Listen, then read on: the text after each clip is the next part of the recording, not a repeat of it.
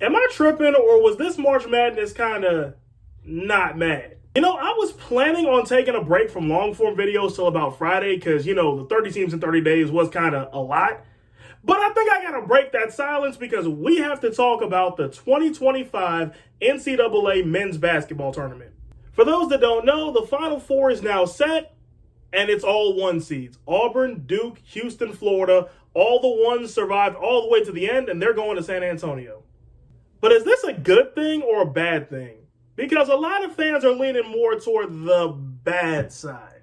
And a big reason they feel that way is because a big draw of March Madness every year is the madness, the chaos, the Cinderellas, the upsets. And quite frankly, there weren't that many upsets this year. Ladies and gentlemen, only 5 double-digit seeds advanced past the first round of the NCAA tournament this year. New Mexico and Arkansas, who were 10 seeds, New Mexico beating Marquette, Arkansas beating Kansas. 11 seed Drake beat Missouri, 12 seed Colorado State beat Memphis, and another 12 seed McNeese pulled off a win over Clemson. That was about it.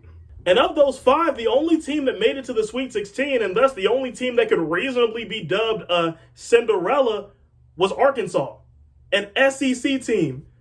And for those tuning in at home, the SEC got a million bajillion teams in March Madness, so them having a Cinderella just was not going to fly.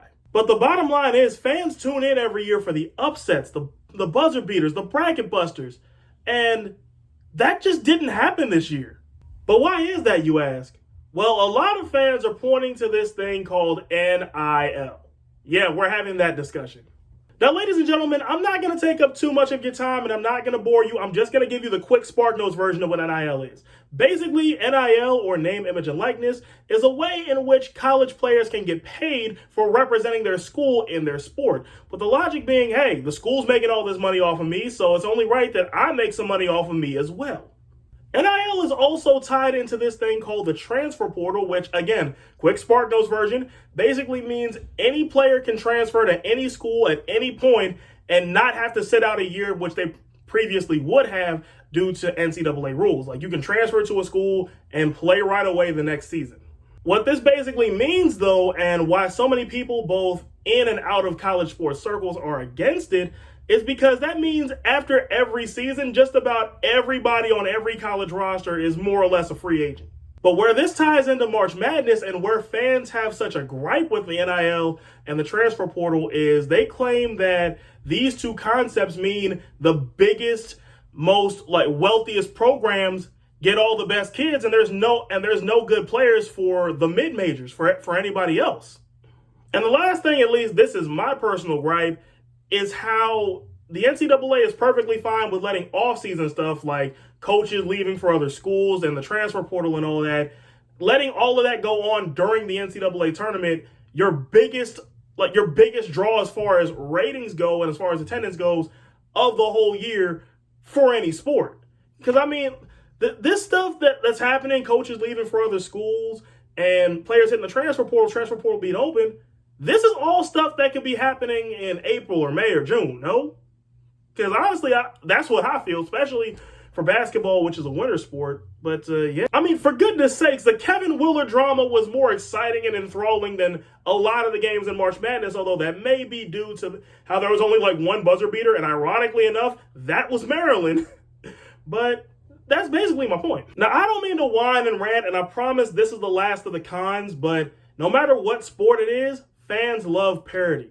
Fans love to watch teams that usually don't get the spotlight, usually don't make these runs, go on a deep run, maybe even win the NCAA tournament. It's a big reason why FAU was so popular back when they had their Final Four run. It's a big reason why St. Peter's was so popular, and VCU before them, and Butler, and even George Mason way back in 2006. I skipped a couple, but you get the point. People love an underdog story, and these 4 teams that we see in the Final Four, these are all 4 programs that, if you've been watching college basketball, and even if you haven't, we're used to these guys. We see these guys all the time on the college basketball circuit. So it stands to reason why fans can be like, oh, we're tired of this, we're tired of these teams, and we want somebody new.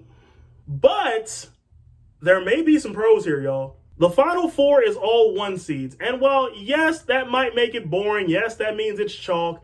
that does also mean that all of the best teams on paper, all of the best teams made it all the way to the end. So if nothing else, that should at least in theory mean that we're in for some good basketball, especially considering how the SEC, which has been thought of as the dominant conference and nobody else stands a chance, they're only going to get one team into the national championship. It's going to be either Auburn or Florida, but only one of them can make it. And then either somebody from the ACC, that being Duke, or somebody from the lowly Big 12 in Houston can have the chance to take them out on Monday. Not this Monday, but next Monday. But you get the point. That's an enthralling storyline in itself. So if nothing else, there is still a reason to watch. And now let's talk about NIL and the transfer portal, because the claim is that it's giving the Blue Bloods an unfair advantage because it gives them all of the best kids and all of the best yada, yada, yada. But I have a couple rebuttals to this. First of all, if Blue Bloods had the advantage all across the board in NIL, then how come Kansas still lost in the first round? And how come North Carolina was in a situation where fans back then on Selection Sunday, and even to this day, still believe that they shouldn't have even made the NCAA tournament, that they should have been pushed out for the likes of Ohio State or UC Irvine or somebody like that? Secondly, when it comes to getting kids, yes, a lot of power conference programs get kids every year from the mid-majors that make the NCAA tournament, but it also works the other way around, because High Point had a couple power conference transfers and they were a 13 seed. Not to mention this whole idea of the power conferences and the Blue Bloods get all the good kids out of high school. That implies that there's only like 20 good kids, 20 good basketball players in all of high school, which is quite simply not the case. Because let's think about it this way. Do you guys know how many basketball teams are in Division I? I'll give you the number right now. 364. 364.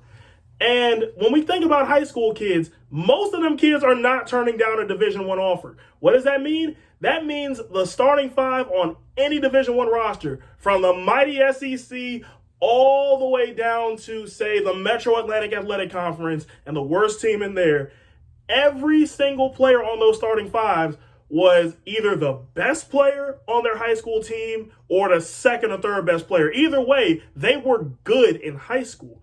So the idea that these mid-majors aren't going to have any good players left, it's pretty much mathematically impossible. There's always going to be some diamonds in the rough, y'all. And there's nothing that the power conference teams can do to make that go away. Does that make it any more tolerable? No, but there are still some diamonds in the rough, and there always will be, is the point. But I want to hear from you. What do you guys think? Is college basketball kind of ruined from this? Or is this a one-time only thing? Or what do you guys think is going to be the future of March Madness? Let me know in the comments. And until next time, I'm the voice of Evan. And remember to always keep the vibes high.